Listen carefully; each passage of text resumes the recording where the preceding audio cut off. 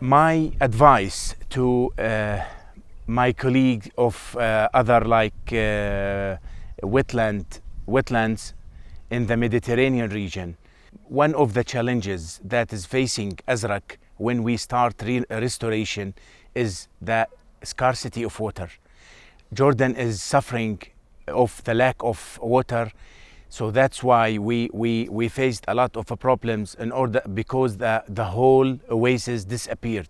We succeeded to get some water and some life to the wetland again by support of the government, because we signed an agreement with them in order to get 1.5 to 2.5 million cubic meter in order to maintain the current ecological situation in the reserve. So you have to collaborate with your governments. You have to also collaborate with your community and also community decision makers.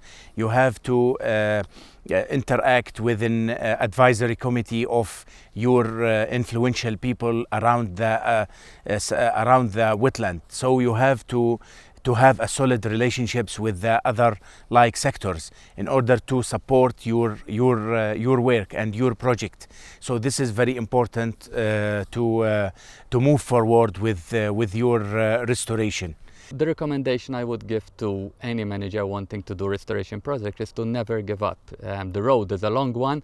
There will be a lot of obstacles, but the end product normally is fantastic, worth the effort. Each wetlands have different characters, so when we deal with, we have to take different decisions. So before restoration or rehabilitation, we firstly try to understand the problem of the wetlands by management plans, and after understand the problem, we try to solve the problem by action plans.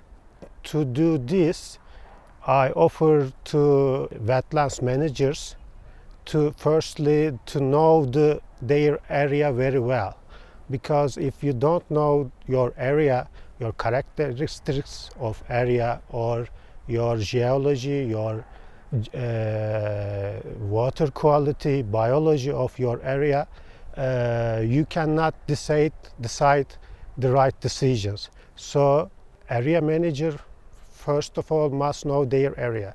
Secondly, when you try to rehabilitate or restore your area, you have to listen to local people, because local people know the past of the area and how to be in the future of and in the present of the area. So my suggestion to